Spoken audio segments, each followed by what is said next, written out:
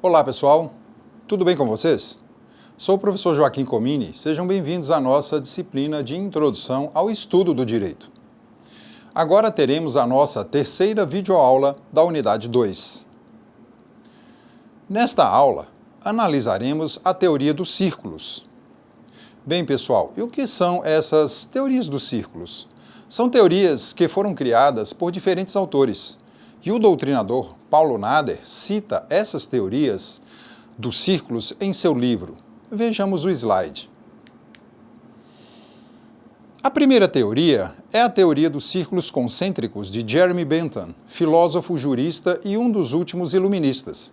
Nasceu na Inglaterra, viveu entre os anos de 1748 a 1832. A segunda teoria é a dos círculos secantes, é atribuída ao francês Claude du Pasquier. Ele foi juiz e jurista, viveu entre os anos de 1886 a 1953. E a terceira teoria, dos círculos independentes, também conhecida como teoria de Hans Kelsen, jurista e filósofo austríaco, nascido em 1881 e faleceu em 1973. E o que diz cada uma dessas teorias? A primeira teoria é a dos círculos concêntricos. Isso significa que um círculo está dentro do outro. E o maior círculo é o círculo da moral, e o menor círculo é entendido como o do direito. Como já disse, quem discutiu essa teoria foi Jeremy Bentham, jurisconsulto e filósofo inglês, viveu entre o século XVIII e XIX. Desta teoria, infere-se: o campo da moral é mais amplo do que o campo do direito. O do direito se subordina à moral. Ou seja, o direito, nessa teoria, ocupa o mínimo necessário para que tenhamos uma vida ordenada e organizada em sociedade. Ao passo que as normas morais são maiores que as normas do direito. E por que as normas morais são maiores?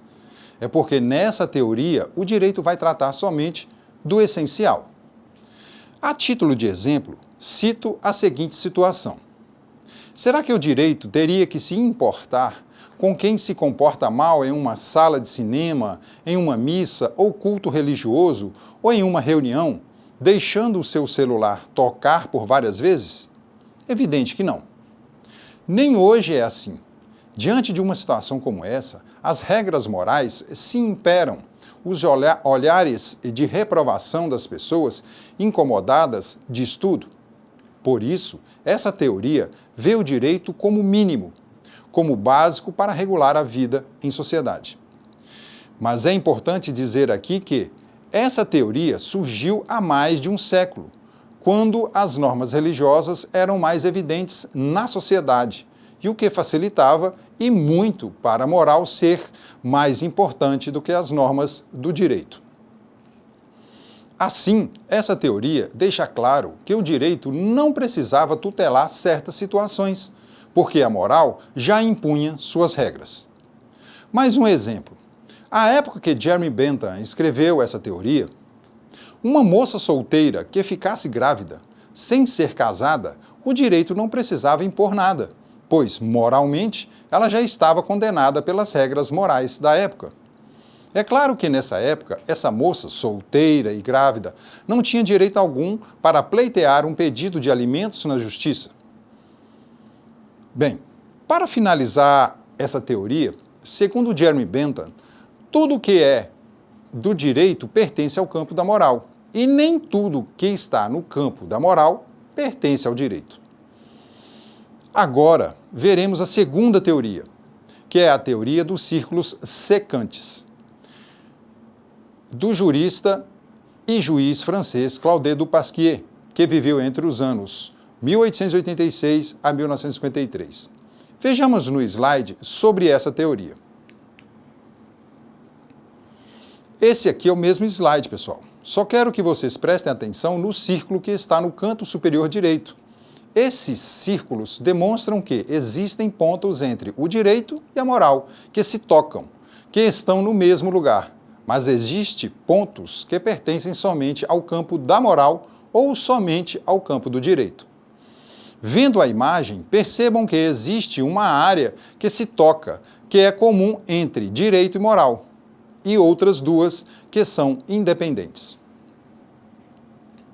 Bem, meus caros, essa teoria compreende a existência do direito e da moral, mas que em algum momento eles irão compartilhar entendimentos, mas que em outros momentos simplesmente um não irá interferir no outro.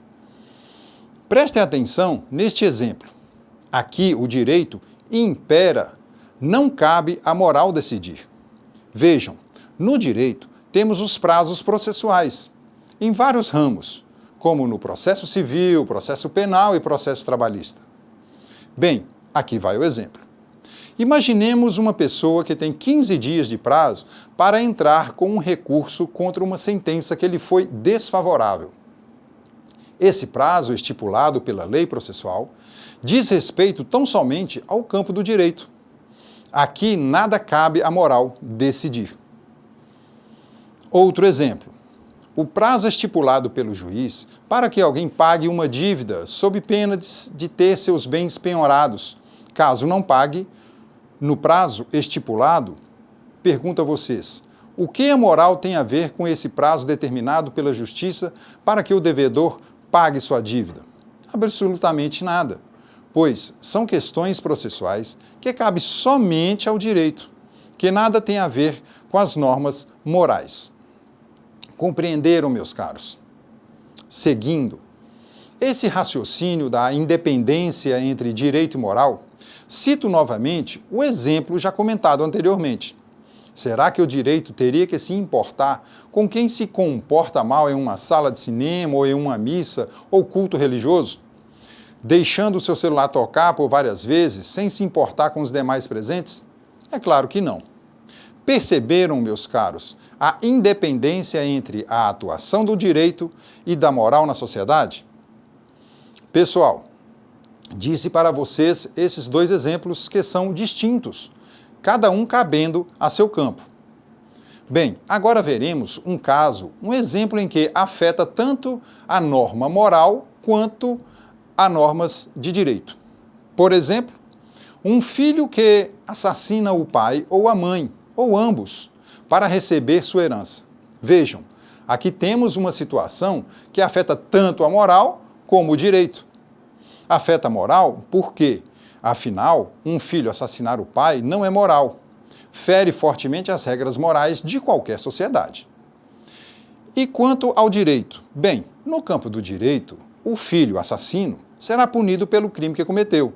Além de que, caso seja comprovado que ele assassinou seu pai ou sua mãe, ou ambos por motivos de herança, ele poderá ser legalmente deserdado. Ou seja, a lei prevê que, nesse caso, o filho não terá direito à herança. A quebra desse dever de gratidão com o proprietário da herança acarreta a perda da sucessão. Nisso se combinam a indignidade e a deserdação. Um caso público e notório, conhecido por todos nós, é o caso de Susanne von Richthofen, acusada de matar barbaramente os pais com a ajuda do namorado e de um outro cúmplice. Susanne, por sinal, teve sua exclusão confirmada em julgamento no processo sucessório que seu irmão, o outro único herdeiro, ajuizou, resultando no reconhecimento da exclusão da irmã. Essa exclusão foi por indignidade, como era esperado. Se ela não tivesse irmão, a ação poderia ser proposta por pais, avós ou, na inexistência destes, por outros parentes e herdeiros das vítimas. Se não houver outros parentes, o Ministério Público pode propor a ação. Aqui nesse exemplo, vimos pontos que se convergem, tanto no campo do direito quanto da moral. Então, meus caros, tanto no direito penal como no direito civil, tem pontos que se convergem entre moral e direito. Mas nem sempre essa conversão nos deixa tranquilos para deduzir que o direito, que o sujeito do delito tem que ser condenado. Vejamos uma outra situação que converge à ação do direito e da moral. um pai que tem a obrigação de pagar alimentos para o filho deixa de pagar e não é encontrado para que a mãe da criança possa ajuizar a competente ação de alimentos em desfavor do pai que está desaparecido. Como a lei brasileira permite, nesse caso, cobrar esses alimentos devidos aos avós paternos, a mãe tem o direito de ajuizar a ação em desfavor dos avós, que, nesse caso, se não pagarem o valor estipulado pela Justiça, serão presos. Nesse caso, a lei está visando a proteção da criança. Mas pergunto a vocês, prender os avós é moral ou imoral? Bem, temos os casos de avós presos no Brasil por dívida de alimentos, mas tem muitas decisões favoráveis aos avós para não serem presos por essas dívidas. Bem, a título de informação e conhecimento, no Congresso Nacional tramita um projeto de lei, se não me engano, o de número 2280, de 2015, já aprovado pela Comissão de Direito da Pessoa Idosa, que proíbe a prisão de idoso devedor de pensão alimentícia se ele for substituto do responsável legal. Vejam, aqui caminhamos para uma decisão legal que está abordando o campo da moral como principal fator de controle social. Afinal, mandar para a cadeia avós por não pagarem alimentos fere a moral. Apesar de serem pessoas ligadas por grau de parentesco com as crianças, não seria moral prendê-los por não pagarem os alimentos, sendo que quem deveria estar na cadeia é o pai biológico. Meus caros, o direito é assim, cheio de conflitos, e esse é mais um desses casos conflituosos. Finalizando aqui sobre a teoria dos círculos secantes, vimos que existem coisas que pertencem à moral e outras que pertencem ao direito. Existem situações que os dois irão regulamentar. Mas ainda temos a terceira teoria, a dos círculos independentes. Ela está associada à teoria do jurisconsulto e filósofo austríaco Hans Kelsen. Por conceber, com seus estudos, que a ciência do direito é totalmente independente do campo da moral. Para Hans Kelsen, a norma é o único elemento essencial ao direito, cuja validade não depende de conteúdos morais. Essa teoria de Kelsen tem o seu ponto relevante quando Kelsen busca, na verdade, fazer do direito uma ciência pura e isolada do campo da moral. O que não está errado, afinal, as normas morais, ao longo do tempo, se modificam. O que era moral há 100 anos atrás, hoje não é, e às vezes passa a ser algo corriqueiro no dia a dia.